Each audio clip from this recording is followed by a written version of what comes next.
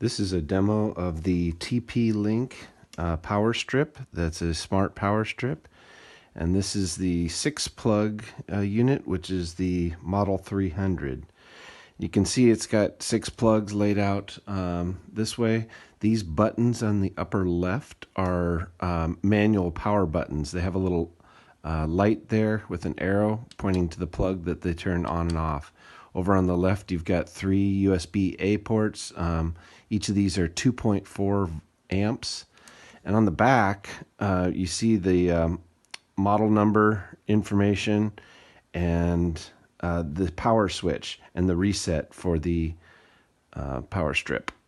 So I got this on Amazon, I believe, for $65, and so far I like it. It's a pretty good unit. It feels sturdy and heavy, and it's got about a 3-foot cord with a right angle plug on it. Now let me show you the app. Hopefully that focus works. So the app is, this is on my iPhone, but probably looks very similar on the Android. And along the bottom you have here devices, cameras. I don't know how many set up on that. Scenes is just a mood, I guess, for lighting, etc. And controls.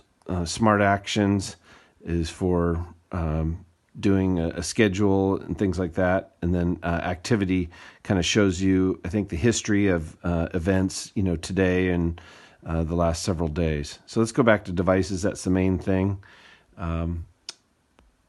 And there's one line essentially for each plug, and you can assign an icon to each one of these.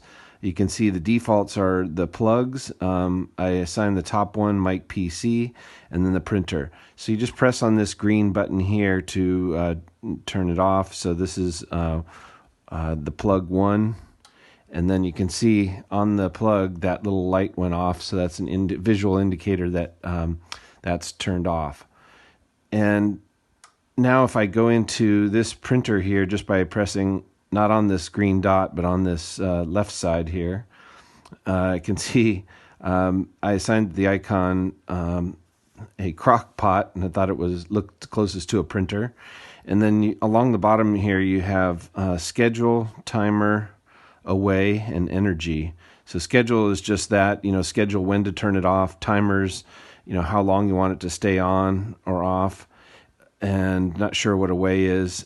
And the energy is what I wanted the most, which was showing you the current power in watts and the total consumption in kilowatts. That's today in that section.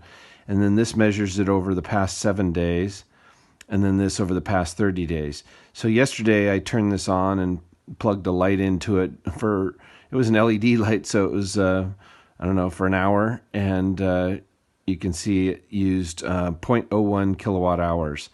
I don't see anywhere in here where it lets you choose between how many cents per kilowatt hour you pay and therefore the total dollars, but that's an easy calculation, and of course it would vary depending on who your electric company was, etc. But if I swipe my finger to the left, I can see not the watts, but the runtime in terms of hours here, actually. I don't see any units for minutes, but that's an easy calculation.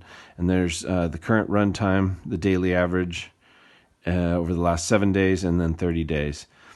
If I go back to the main screen here, let's say go back to the printer in this case, you can see along the bottom it's got 6 dots. So each one of those represents one plug. So if I swipe my finger to the right, that takes me to plug number 5, 4, 3, and then 2, and then 1. And this is, what I assigned Mic PC.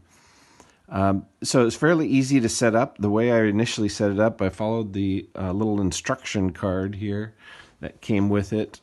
And you can see you download the app from the App Store and follow the instructions. But basically, you're joining your phone to the wireless network that's built into this power strip.